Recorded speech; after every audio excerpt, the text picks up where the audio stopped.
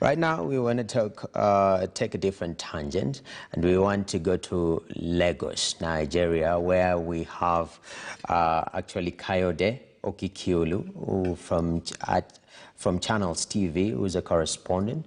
And sir, we've seen a sweeping change by President Buhari on the military. Why? Good afternoon. Great to join you.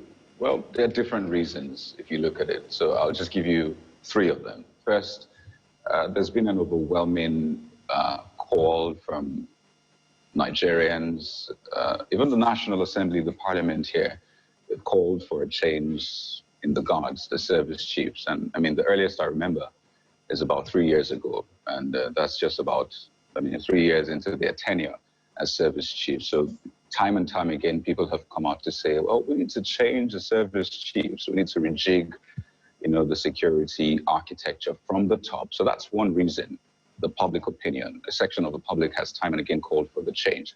And the second one is the fact that, well, they're due for retirement anyway. There's a law in public service that says if you serve for 35 years, then you're due for retirement, or you're 60 years, you're due for retirement. So, well, they're all due for retirement. That's the second one. And the third one, which I think was major in this latest decision, is the fact that it is said here that the president or the service chiefs serve at the pleasure of the president. So he alone can actually decide to change them or retain them. So now that it seems as though the president, well, is no more pleased, as it will seem, then it felt it was time to change them, even though it is said that they tendered their resignation and it was accepted. So they resigned and have been retired. So three reasons, but trust me, there's several other reasons, but those are the three major reasons. Definitely. And the issue about Boko Haram, it's giving Nigeria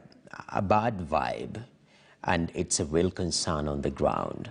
These particular changes, will we see, are we expecting, do we foresee a change in terms of tackling the Boko Haram situation? Okay, that's quite interesting. I wouldn't want to preempt, but from the feelers we have, there are different opinions, really. There are those who don't think anything will change, because essentially you still have the same men, you still have the same equipment. Yes, Nigeria is getting more equipment and platforms from across the world. So yes, that might be a game changer.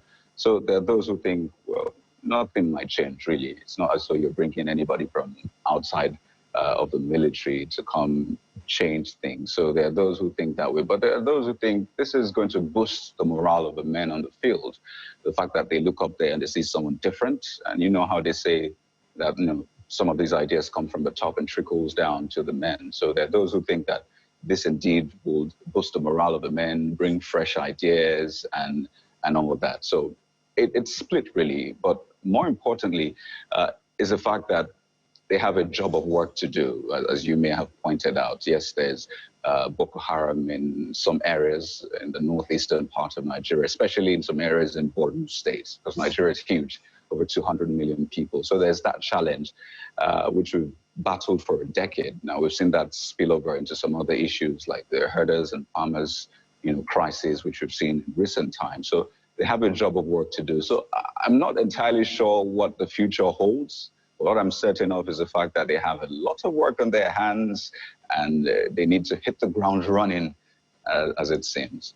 Definitely. And closing up, the issue about Africa Continental Free Trade Area. We understand Nigeria is the biggest market in Africa.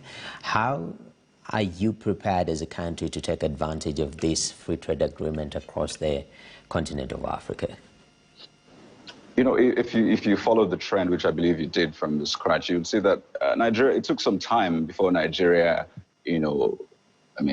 showed interest in AFTA, because the government needed to know how it would key in, how this would favor Nigeria, how Nigeria needs to position itself. So the government essentially sat down for a while to think around the ideas and think, well, how will this work? So on one hand, this is not a plan or an agreement that Nigeria is just jumping into. It took a lot of time, a lot of thinking, a lot of meetings for Nigeria to be a part of this. So, well, Nigeria is excited, really.